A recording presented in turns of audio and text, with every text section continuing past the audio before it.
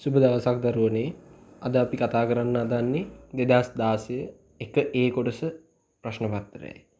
බලන්න පළවෙනි ප්‍රශ්නය රුපියල් 800ක් වටිනා භාණ්ඩයක් ආනයනයේදී 6%ක තීරුබද්දක් ගෙවිය යුතුය. තීරුබදු මුදල. ඉතින් බලන්න රුපියල් 800කින් 106ක් තීරුබදු ලෙස ගෙවන්න ඕන. එහෙනම් 800 වැඩි කිරීම 106න් අපිට තීරුබද්ද ලබා ගන්න පුළුවන්. බලන්න 0.2ට 0.2 කැපෙනවා. අනිවාර්යෙන්ම ඒකක දාන්න ඕනේ රුපියල් 8 වරක් 6 48යි. හරි ඒකක සහිතව තියෙන්න ඕනේ හරි උත්තරේ ලකුණු දෙකක් ලබා ගන්න. දී ඇති වෙන් රූප සටහනේ A ඡේදන B. A ඡේදන B කියන්නේ A ටයි B ටයි දෙන්නටම පොදු අවයව. හරි A ටයි B ටයි දෙන්නටම අයිති අවයව. එතකොට මෙන්න මේ ප්‍රදේශය A ටයි B ටයි දෙන්නටම අයිති මෙන්න මේ ප්‍රදේශය අඳුරු කරන්න ඕන.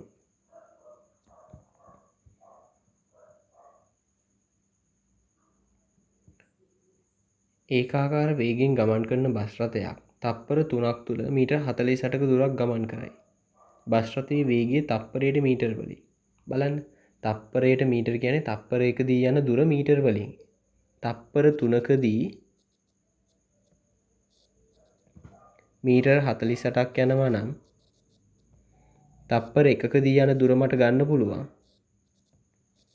48 බෙදීම 3. බලන්න 3ට 3 ඒවා 1යි 4ට 3 ඒවා 1යි එකක් ඉතුරුයි 18ට 6යි 16යි තප්පරයට මීටර ඒකක ලියන්නේ කොහොමද ms ඍණ 1.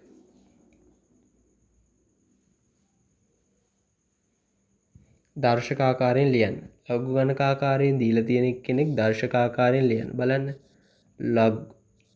දෙකේ පාදයට 16 ලඝු ගණකය 4යි කියලා අපිට දීලා තියෙනවා. රටාවක් මතක තියාගන්න දෙක උඩට යනවා. හරි දෙක උඩට යනවා 4යි 16යි පැති මාරු වෙනවා. 4 මේ පැත්තට එනවා 16 එහා පැත්තට යනවා. එතකොට එනවා මට 2 වෙනි බලය 16යි කියලා.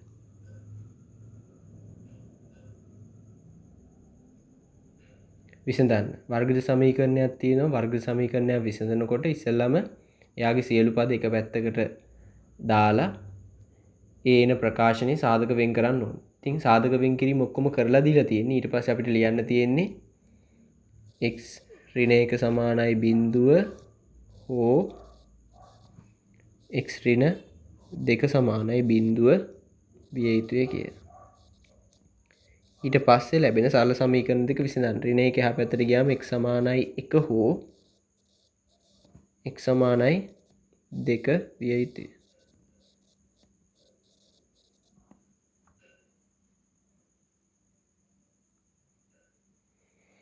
අසමානතාවයක් විසඳන්න කියලා දීලා තියෙනවා. සාමාන්‍ය සමීකරණයක් වගේම ධන පද අයින් කරගන්න දෙපැත්තෙන්ම අඩු කරනවා. ඒ විදිහට කරනවා. පොඩි වෙනසක් තියෙනවා. ඍණ සංඛ්‍යාවකින් බෙදනකොට ගුණ කරනකොට පමණක් අසමානතාවයේ පැත්ත මාරු කරන්න ඕනේ. ඉතින් බලන්න මෙතනදී 2x ධන 1 කුඩයි හෝ සමානයි 5යි කියලානේ තියෙන්නේ. හරිද? ධන 1 එහා පැත්තට යවන්නේ දෙපැත්තෙන්ම අඩු කරනවා. එහෙම නැත්නම් අපිට ලියන්න පුළුවන් ධන 1 එහා පැත්තට ගියාම ඍණ 1යි. එතකොට එනවා 2x කුඩයි හෝ සමානයි 4යි. දෙපසම දෙකෙන් ධන දෙකෙන් බෙදද්දී අපි අසමානතාවයේ පැත්ත මාරු කරන්න අවශ්‍ය නැහැ. දෙකට දෙක කැපෙනවා. එන x කුඩයි හෝ සමානයි 2යි කියලා එනවා. හරි. ඉතින් අපෙන් අහන්නේ ධනනේ කියලානේ. බලන්න ළමයි. x කුඩයි. මෙතන සමාන ලකුණෙන් මට එනවා ඉස්සෙල්ලාම අනිවාර්යෙන් 2 කියන කෙනාව ගන්න පුළුවන්. ඊට පස්සේ x කුඩා පැත්ත දෙකට වඩා දෙක හෝ ඊට වඩා කුඩයි කියලා කියන්නේ. එතකොට එක ගන්න පුළුවන්. බිඳුව ගන්න බෑ මොකද බිඳුව ධන නිකිලයක් නෙමෙයි. බිඳුව නිකිලයක් හැබැයි ධන නිකිලයක් නෙමෙයි. ඒක නිසා බිඳුව ගන්න බෑ. එහෙනම් x ට ගන්න පුළුවන් සියලුම නිකිල ධන නිකිල වලට එන්නේ 2 සහ 1 පමණයි.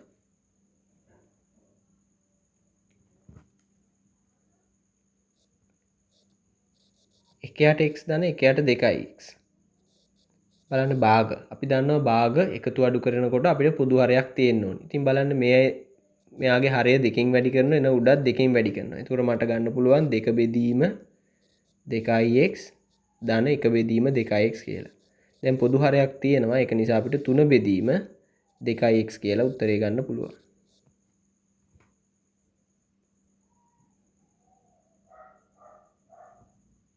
බලන්න වීජීය ප්‍රකාශන දෙකක් දීලා තියෙනවා කුඩා පොදු ගුණාකාරය. ඉතින් දීලා තියෙන ප්‍රකාශන අපි ඉස්සෙල්ලම බල ලෙස දර්ශක අංකණයෙන් ලියාගන්න. බලන්න x ගේ පළවෙනි බලය y ගේ පළවෙනි බලය. x වර්ගය ලියන්න පුළුවන් අපිට x ගේ දෙවෙනි බලයේ විදියටම. එහෙනම් කූපෝගු කුඩා පොදු ගුණාකාරය ලෙස මෙතන තියෙන හරි x බල වලින් ගන්න පුළුවන් විශාලම බලය. x ගේ පළවෙනි බලයේ තියෙන x ගේ දෙවෙනි බලයේ තියෙන. එහෙනම් x බල වලින් ගන්න පුළුවන් විශාලම බලය x ගේ දෙවෙනි බලය. වැඩි කිරීම y බල වලින් ගත හැකි විශාලම බලය y ගේ පළවෙනි බලය. එහෙනම් ප්‍රකාශන දෙකේ කුඩා පොදු ගුණාකාරය එනවා මට x වර්ග වරක් y කියලා.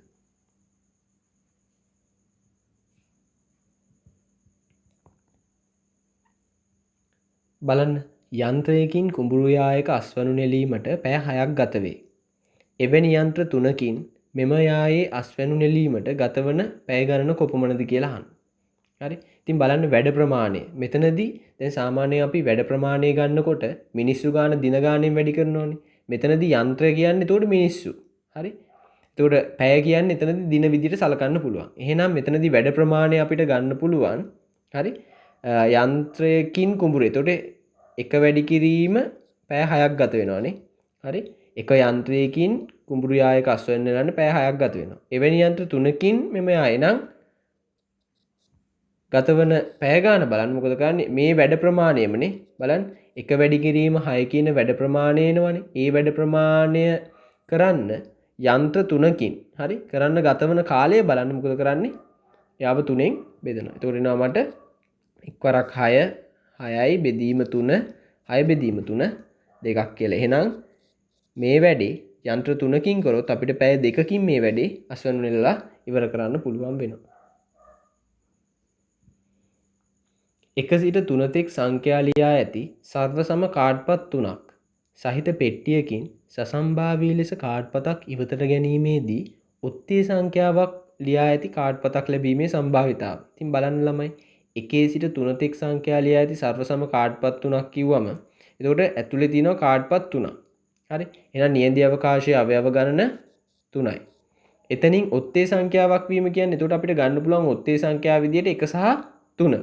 එහෙනම් ඔත්තේ සංඛ්‍යාවක් වීමේ සම්භාවිතාව 3න් 2යි. පේනවනේ කොච්චර ලේසිද කියලා. ඉතාමත් සරල කරුණු අහන්නේ. හොඳට විෂය කොටස් මතක තියාගෙන හොඳට පාඩම් කරන්න ඔයගලන්ට ඒකක් ගන්න පුළුවන්. හරි. බලන්න 11. වගුවේ දී ඇති තොරතුරු භාවිතයෙන් මූල අණුවෙහි පළමු සන්නිකර්ෂණය සොයන්න. හරි. ඉතින් එතකොට අපි බලන්න ළමයි පළමු සන්නිකර්ෂණයේදී අපි කරන්නේ හරි පළමු දශම ස්ථානයේ තියෙන අගයන් ටික ගුණ කර වර්ග බල හරි එම සංඛ්‍යාවල වර්ග බල 90ට ආසන්නතම එක්කෙනා එන්නේ කවුද කියලා හොයාගන්න එකනේ. මෙතනදී අපිට 9.5 වර්ගනේ අදාළ දශම සංඛ්‍යාවල පළමු දශම ස්ථානවල වර්ගය දීලා තියෙනවා. ඉතින් එතකොට අපිට කරන්න තියෙන්නේ තෝරලා ගන්න එක විතරයි. බලන්න 90.25න් 0.25ක් අඩු කරපුවම අපිට 90 ගන්න පුළුවන්. 88.36ට හරි 36 40 64 1.64ක් 1.64ක් එකතු කරපුවම 90 ගන්න පුළුවන්. එහෙනම් මෙන්න මේ පැත්තෙන් ආවොත් තමයි 90ට වැඩිම ළඟ. එහෙනම් අපි ගන්නවා 90 වර්ගමූලය 9.5ක් කියලා. ආසන්න වශයෙන් 9.5ක් ලෙස ගන්නවා. එතනදී අපි තෝරගන්න ඕනේ දීලා තියෙන සංඛ්‍යා අතුරින් මෙන්න මේ සංඛ්‍යා අතුරින් කවුද 90ට වැඩිම ළඟ. ඉතින් එතනදී දෙපැත්තේ තියෙන දෙන්නත් එක්ක සංසන්දනය කිරීම තමයි වඩාත් පහසු. අනිත් ඒවා බලන්න වැඩක් නැහැනේ. හරි. ඒතකොට 90 දෙපස පිහිටන්නේ 88.36 සහ 90.25. ඉතින් එතනින් කවුද වැඩිම ළඟ කියලා හොයාගත්තා නම් හොඳටම ප්‍රමාණවත් අපේ උත්තරයට යන්න. හරි. රූපයේ දැක්වෙන ABC හා PQR ත්‍රිකෝණ දෙක අංග සම වේ. ඉතින් ත්‍රිකෝණ දෙකක් අංග සම වෙනවා කියන්නේ ඒගොල්ලන්ගේ අනුරූප අංග මොකද වෙන්නේ සමාන වෙනවා. දී ඇති තොරතුරු ඇසුරින් x y හා z හි අගයන් සොයන්න කියලා කියනවා. හරි. ඉතින් බලන්න ළමයි මෙතනදී මෙන්න මේ ඉරි දෙකක් තියෙන. හරි. ඉරි දෙකක් තියෙන කෝණයේ පාදයට ඉදිරියෙන් තියෙන කෝණය 61. එහා පැත්තේ ත්‍රිකෝණෙත් ඉරි දෙකට ඉදිරියෙන් තියෙන කෝණය x. එහෙනම් x සමාන වෙන්න ඕනේ අංශක 61ට. එලෙසම තනීරක් තියෙන පාදයට ඉදිරියෙන් තියෙන කෝණය 60. මේ පැත්තේ තනීරක් ඉදිරියෙන් තියෙන තනීරක් තියෙන පාදයට ඉදිරියෙන් තියෙන කෝණය y. එහෙනම් y සමානයි අංශක 60ක් කියලා එනවා. හරි. ඊට පස්සේ බලන්න අර කිසිම අගයක් දීලා නැතිනේ කාටවත් සමාන නෑ කියලා හිතලා දීලා තියෙන පාදය මෙයානේ. හරි. එයා මෙයාට අනුරූප වෙනවා අනිත් ත්‍රිකෝණය. එතකොට ඒ පාදවලට ඉදිරියෙන් තියෙන කෝණ මොකද වෙන්නේ? සමාන වෙනවා. එහෙනම් 59 සමාන වෙන්න ඕනේ ඉසෙට්. ඉසෙට් සමානයි අංශක 59යි. හරි. ඕන හේතුවක් විදිහට ලියන්න පුළුවන් අංග සම ත්‍රිකෝණවල අනුරූපාංග සමාන වන නිසා.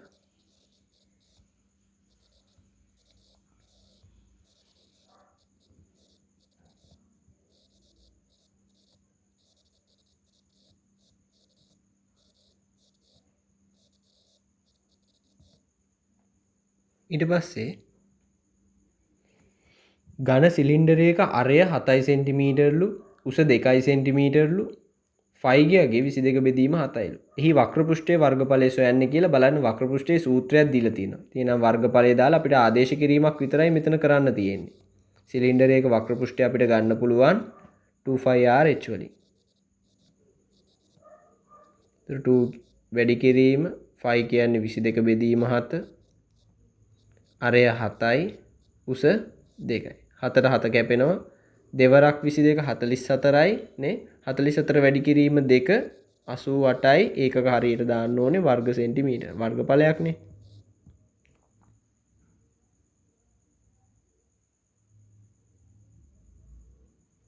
රූපයේදී ඇති තොරතුරු ඇසුරෙන් x ගේ අගය. බලන්න ළමයි මෙතනදී මේ F C D E කියන ලක්ෂ්‍ය වෘත්තයක් මත පිහිටලා තියෙනවා. එතකොට චතුරස්‍රයක ශීර්ෂ 4 වෘත්තයක් මත පිහිටලා තියෙනවා නම් එයා විශේෂ චතුරස්‍රයක් විදියට හඳුන්වනවා. හරි? එයාව අපි හඳුන්වනවා වෘත්ත චතුරස්‍රයක් කියලා. වෘත්ත චතුරස්‍රයක සම්මුඛ කෝණ පරිපූරක වෙනවා බාහිර කෝණය අභ්‍යන්තර සම්මුඛ කෝණයට සමාන වෙනවා. ඉතින් එහෙනම් මෙතනදී මෙන්න මේ අංශක බලන්න මෙන්න මේ කෝණය බාහිර කෝණය මේ වෘත්ත චතුරස්‍රයේ තියෙන බාහිර කෝණය මොකද වෙන්නේ? අභ්‍යන්තර සම්මුඛ කෝණයට සමාන වෙනවා. හරිද?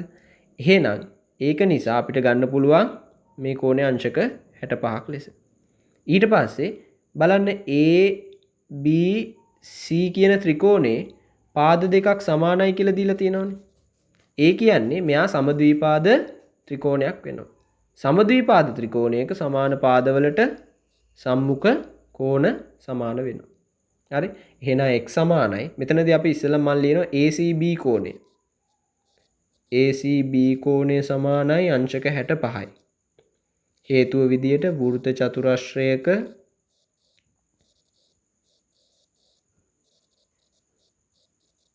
බාහිර කෝණය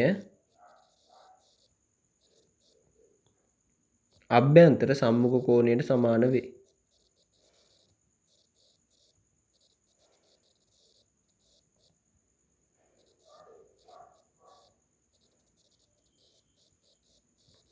හරි. ඊට පස්සේ එම නිසා ඊට පස්සේ ලියනවා x සමානයි අංශක 65ක් වෙනවා. ඒකට හේතුව සමද්විපාද ත්‍රිකෝණයක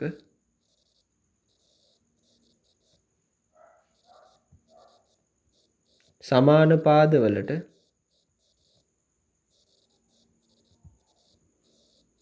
සම්මුඛ කෝණ සමාන වේ.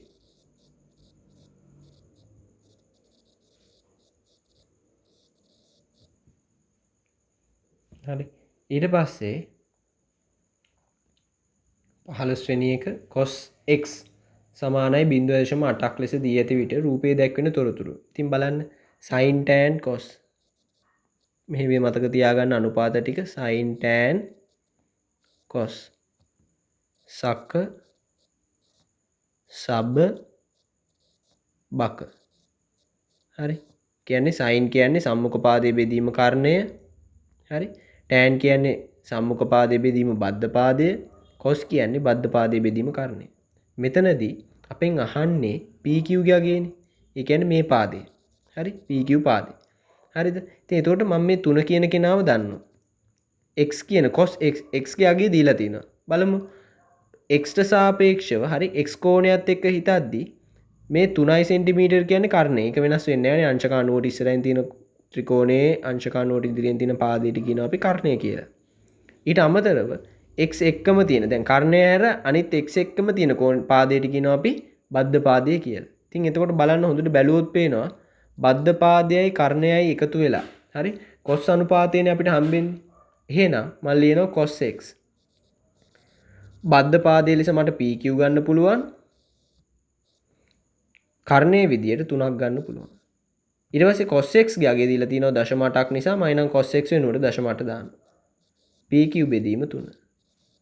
හරස් ගුණිතයෙන් PQ සමාන වෙනවා 0.8 වැඩි කිරීම 3ට. මට එනවා 2.4 සෙන්ටිමීටර් කියලා.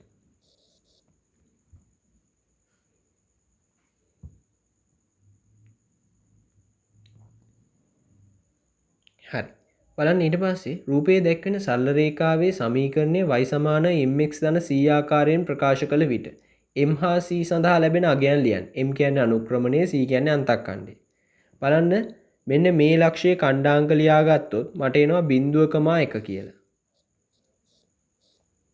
මේ ලක්ෂයේ ඛණ්ඩාංක ලියාගත්තොත් මට එනවා 3.2 කියලා. අනුක්‍රමණය වන්න අපිට ඛණ්ඩාංක දෙකක් ඕනේනේ. ඔන්න ඛණ්ඩාංක දෙකක් මට තියෙනවා. ඒකට පැහැදිලි ඛණ්ඩාංක දෙකකට ඔය දෙන්න තමයි තෝරගන්න තියෙන්නේ.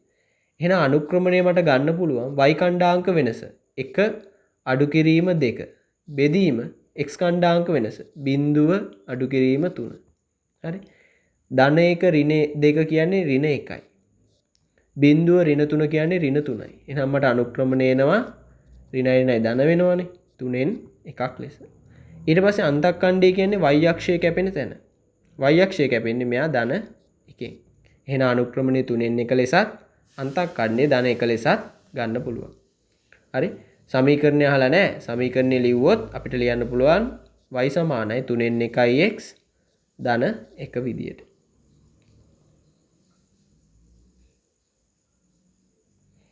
17 වෙනි ප්‍රශ්නය වගුවේ සත්‍ය ප්‍රකාශ ඇතනම් ඒවා ඉදිරියෙන් නැති කොටු තුල හරි ලකුණත් අසත්‍ය ප්‍රකාශ ඇතනම් ඒවා ඉදිරියෙන් නැති කොටු තුල වැරදි ලකුණත් යොදන්න.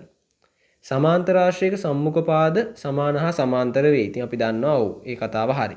සමාන්තර ආශ්‍රයක සම්මුඛ පාද සමානයි හා සමාන්තර වෙනවා. සමාන්තර ආශ්‍රයක සම්මුඛ කෝණ සමානයි. ඔව් එයත් සමාන්තර ආශ්‍රයේ ලක්ෂණයක්. සමාන්තර ආශ්‍රයක වර්ගඵලයේ එක් එක් විකර්ණය මගින් සමච්ඡේදනය වෙනවා. ඉතින් ඒකත් හරිනේ. සමාන්තර ආශ්‍රයක වර්ගඵලය මොකද වෙන්නේ? එක් එක් විකර්ණ මගින් සමාන කොටස් දෙකකට බෙදෙනවා. හරි. 18 වෙනි ගැටලුව රූපයේ දී ඇති තොරතුරු ඇසුරෙන් CDA CDA කෝණය කියන්නේ මේ කෝණය. විශාලත්වය දෙන්න. ඉතින් බලන්න නැවතත් A ලක්ෂයයි B ලක්ෂයයි C ලක්ෂයයි D ලක්ෂයයි වෘත්තයක් මත පිටලන්නේ තියෙන්නේ. එහෙනම් ABCD කියන්නේ වෘත්ත චතුරස්‍රයක් වෙන එකක්. හරි. වෘත්ත චතුරස්‍රයක සම්මුඛ කෝණ පරිපූර්ණකයි. ඒ කියන්නේ සම්මුඛ කෝණ දෙකක එකතුව මොකද වෙන්නේ? 180ක් වෙනවා. එහෙනම් CDA කෝණය ධන අංශක 80 සමාන වෙනවා 180. හරි. වෘත්ත චතුරස්‍රයක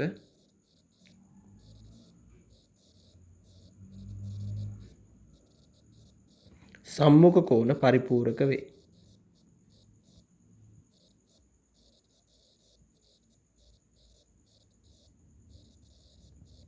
හරි. ඊට පස්සේ ධන 80 එහා පැත්තට ගියාම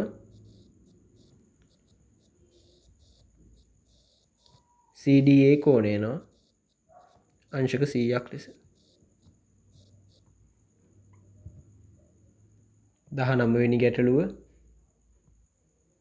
රූපයේ දැක්වෙන O කේන්ද්‍රය වන වෘත්තයේ අරය සෙන්ටිමීටර් 10ක්. දී ඇති තොරතුරු ඇසුරෙන් AB ජායේ දිග. හරි. ඉස්සෙල්ලාම මම මෙහෙම වැඩක් කරගන්නවා. මං OA කියන අරය ඇඳ ගන්නවා. හරි.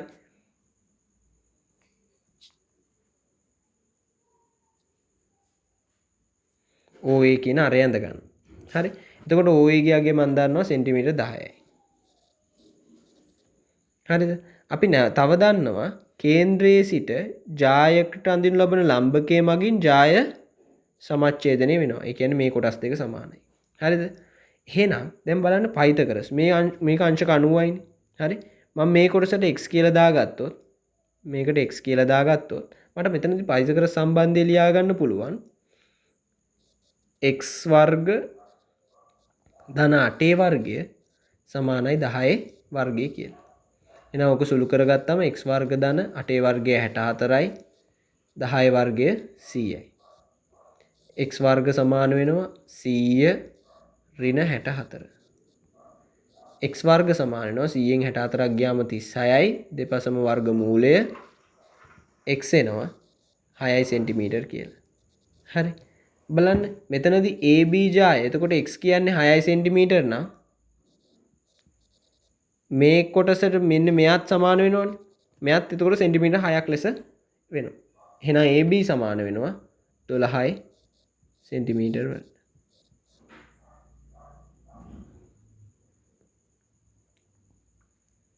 න්‍යාස බලන්න න්‍යාස ගුණ කිරීම න්‍යාස හරි ලේසි පාඩමක්. ගුණ කිරීම විතරක් චුට්ටක් පැටලෙන ගතියක් තියෙනවා ළමයිට.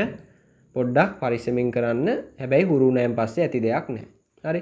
න්‍යාසයක් ගුණ කරන්න බලන්න 1 2 බිංදුව 1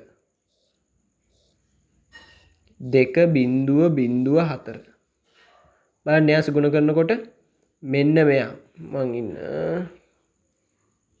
හරි බලන්න මෙන්න මෙයා වරක් මෙයා හරි ඊට පස්සේ නැවත ඉස්සලා මම ඒක ලියලා ඉන්න බලන්න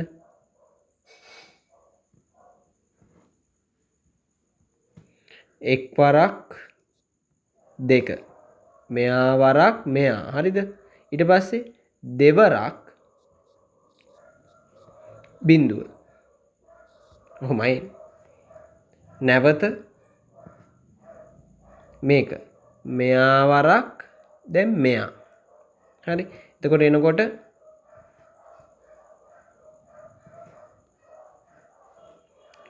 එක් වරක් මෙන්න නැවත එක් වරක් බිංදුව දැන් ධන දෙවරක් දෙක පේනවද රටාව ඊට පස්සේ ළමයි මෙයා වරක් නැවත මෙන්න මෙහෙම බිංදුව වරක් දෙක ඒ කියන්නේ මේ බලන්න බිංදුව වරක් දෙක ධන එක් වරක් බිංදුව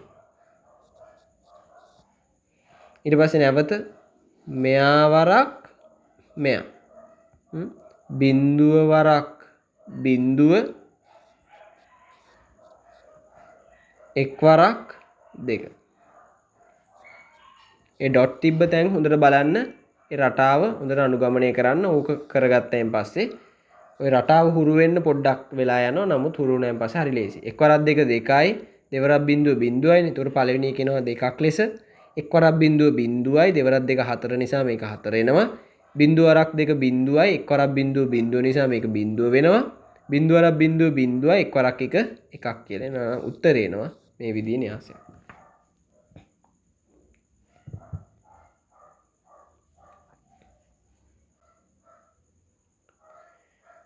21 වෙනි ගැටලුව. රූපයේ දැක්වෙන ABC ත්‍රිකෝණයට අදාළව ඇති තොරතුරු භාවිතයෙන් EFC හි විශාලත්වය සොයන්න. EFC කෝණය කියන්නේ මෙන්න මෙයා. බලන්න ළමයි මෙතන AE පාදය හරි මෙන්න මෙයාට සමානයි කියලා දීලා තියෙනවනේ. සහ AF සමානයි FC කියලා දීලා තියෙනවා. එහෙනම් මේ ABC ත්‍රිකෝණයට මට මධ්‍ය ලක්ෂ ප්‍රමේය දාන්න පුළුවන්. හරි. මධ්‍ය ලක්ෂ ප්‍රමේය. මධ්‍ය ලක්ෂ ප්‍රමේය කියන්නේ ත්‍රිකෝණයක එක් පාදයක මධ්‍ය ලක්ෂයේ සිට තවත් පාදයක මධ්‍ය ලක්ෂයට අඳුන ලබන රේඛාව තුන්වන පාදයට සමාන්තර වේ. ඔන්න මම සමාන්තර බව ලකුණු කරා. හරි. එහෙනම් දැන් මට ලියන්න පුළුවන් බලන්න ළමයි. මෙන්න මේ කෝණය සහ මේ කෝණය අනුරූප කෝණ වෙනවා. මෙයා මෙන්න මේ කෝණය මට අංශක 70යි කියලා ලියන්න පුළුවන් අනුරූප කෝණ වලින්. හරිද? ඊට පස්සේ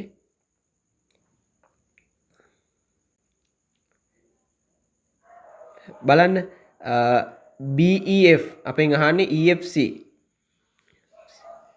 හරි. එහෙනම් මට ලියන්න පුළුවන් මේ බලන්න මෙන්න මේ ත්‍රිකෝණේ AEF ත්‍රිකෝණේ පාදයක් දික් කිරීමෙන් සෑදෙන බාහිර කෝණය අභ්‍යන්තර සම්මුඛ කෝණ දෙකෙහි එකතුවට සමාන වේ. හරි. ඒ කියන්නේ EFC කෝණය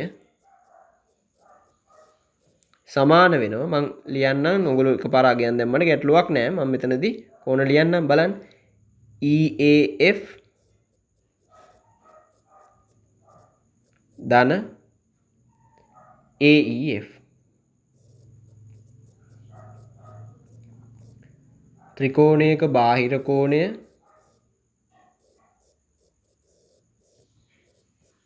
හරි අභ්‍යන්තර සම්මුඛ කෝණ දෙකෙහි එකතුවට සමාන වේ. අභ්‍යන්තර සම්මුඛ කෝණ දෙකෙහි එකතුවට සමාන වේ.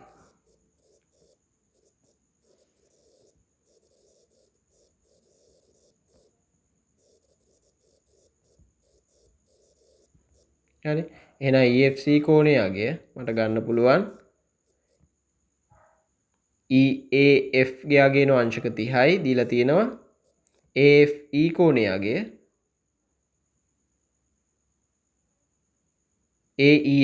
ළමයි AEF කෝණයගේ මට දන්නවා මම ගත්ත අනුරූප කෝණ වලින් අංශක 70ක් කියලා. එහෙනම් EFC කෝණය අංශක 100ක් ලෙස එනවා.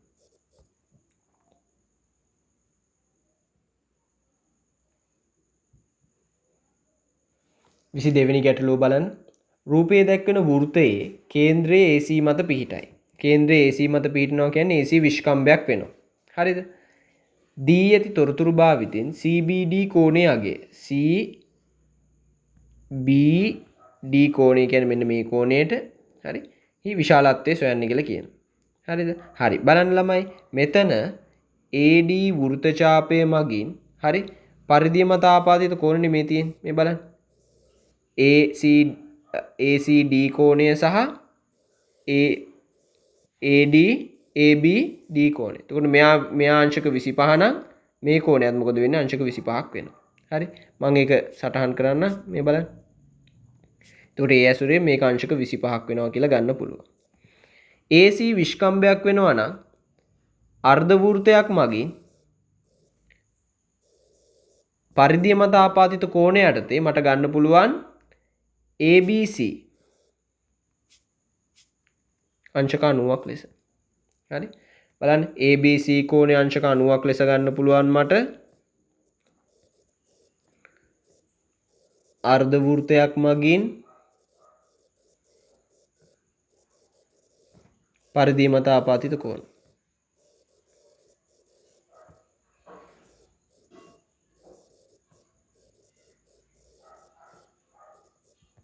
හරි. ඊට පස්සේ ABD ගන්න පුළුවන්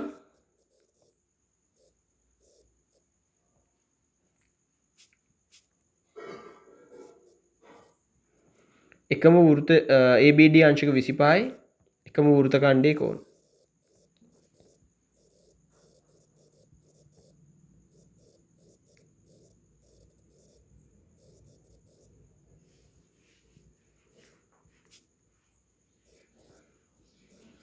හරි. එහෙනම් එම නිසා හරි මට ගන්න පුළුවන් CBD කෝණයගේ ගන්න පුළුවන් මට 90න් 25ක් අඩු කරලා. 10න් 5ක් 5යි 8න් 2ක් 6යි අංශක 65ක් ලෙස උත්තරේ එනවා. රූපයේ දැක්වෙන ත්‍රිකෝණාකාර ප්‍රිස්මයේ පරිමාව දී ඇති තොරතුරු භාවිතයෙන්. එතකොට ත්‍රිකෝණාකාර ප්‍රිස්මයක පරිමාව අපිට ගන්න පුළුවන් ළමයි හරස්කඩ වර්ගඵලය වැඩි කිරීම දිග. හරි. එහෙනම් පරිමාව මෙතනදී හරස්කඩ වර්ගඵලය හරස්කඩ තියෙන ත්‍රිකෝණයනේ. ත්‍රිකෝණයේ වර්ගඵලය මට ගන්න පුළුවන් භාගයයි ආධාරකයේ වැඩි කිරීම ලම්බුසය. කියන්නේ 5 වැඩි කිරීම 6. එතකොට එනවා හරස්කඩ වර්ගඵලය යා වැඩි කරනවා දිග 7. 2ට 2 ඒවා 1යි 6ට 2 ඒවා 3යි 5 වරක් 3 15 වැඩි කිරීම 7. ඊට පස්සේ 7 වරක් 5 35න් 5 දානවා 3ක් ඉතුරුයි 7 වරක් 1 7යි 3යි 10යි. ඒකක හරියට දාන්න ඕනේ ඝන සෙන්ටිමීටර් කියලා එනවා පිළිතුර. ආරෝහණ පිළිවෙලට ලියා ඇති දත්ත 23ක මුල් දත්ත 12 පහත රූප සටහනේ දැක්වේ. දත්ත 23ක් තියෙනවා අපිට දෙන්නේ මුල් දත්ත 12 විතරයි. එම දත්ත 23හි මධ්‍යස්ථය හා පළමු චතුර්ථකය. බලන්න මධ්‍යස්ථය. එතකොට Q2 පිහිටීමනේ මධ්‍යස්ථය කියන්නේ Q2 පිහිටීම. දත්ත 23ක් නම් අපිට Q2 ගන්න පුළුවන්. හරි? 4න් 2 එහෙම නැත්නම් 2න් 1 කියලා ලියමු අපි. 2න් 1 වරක් n ධන 1. n කියන්නේ 20 අවයව ප්‍රමාණයනේ. හරි? ඒ කියන්නේ 23 ධන 1. එතකොට 24 බෙදීම 2 කීයද? 12 වැන්න කියලා. එහෙනම් මේ දත්ත වැලේ 12 වැනියට තමයි මධ්‍යස්ථය පිහිටලා තියෙන්නේ. එහෙනම් එම නිසා මට Q2 ගන්න පුළුවන්. 12 වෙනියට ඉන්න දත්තේ කවුද බලන්න. 1 2 3 4 5 6 7 8 9 10 11 12 හරියට මෙතන නේ. නම් Q2 15 මධ්‍යස්ථය 15ක් ලෙස එනවා. හරිද? ඊට පස්සේ පළමු චතුර්ථකය කියන්නේ Q1 පිහිටීම හොයමු ඉස්සෙල්ලම. Q1 පිහිටීම ගන්නේ 4න් 1යි. n ධන 1 කියන්නේ 23 ධන 1. එතකොට 24 බෙදීම 4 කියන්නේ ළමයි 6 වැන්නනේ. එම නිසා Q1 මට ගන්න පුළුවන් 6 වෙනියට තියෙන දත්තේ බලන්න. 1 2 3 4 5 6. 6 වෙනියට ඉන්නේ 8. එලෙස Q1 සහ Q2 ගන්න පුළුවන්. හරි? Q1 නම් 4න් 1යි n ධන 1 පිහිටීම Q2 නම් 2න් 1යි n ධන 1 ලෙස ගන්න ඕනේ. හරි? ඊට පස්සේ 25 රූපයේ A හා B ලක්ෂවලට සමදුරින් A හා B ලක්ෂවලට සමදුරින් කිව්වම ළමයි ලක්ෂ දෙකකට සමදුරින් චලනය වෙන්නේ මොකද්ද? ලම්බ සමාජ ඡේදකය. ලම්බයක් අඳින්න කියලා පෙන්නන්නේ මේක ලම්බක බව සහ ලම්බ සමාජ ඡේදකයේ බව අඳින්නේ කියලා පෙන්නන්නේ මොකද කරන්නේ? ලම්බක බව සහ සමාන බව සටහන් කරන්න ඕනේ. හරි? AC මත පිහිටන්නත් ඕනේ. AC මත පිහිටනවා කියන්නේ නම් මෙන්න මේ ලක්ෂයනේ. හරි? අදාළ ලක්ෂය D ලෙස නම් කරන්න කියලාත් කියනවා. ඔය විදියට අදාළ නිර්මාණ ගානෙන් මේ පේපර් එක ඉවර කරන්න පුළුවන්. ඉතින් හරිම ලේසි පේපර් එකක්. දෙපාරක් තුන් පාරක් කරන්න ඔය විදියට පේපර් එක හොඳට අවබෝධයෙන් වීඩියෝ එක බලලා හොඳට කරගන්න ලකුණු එක්කව කරගන්න පුළුවන් වෙයි ඔයගලන්ගේ විභාග ප්‍රශ්න පත්‍රයට.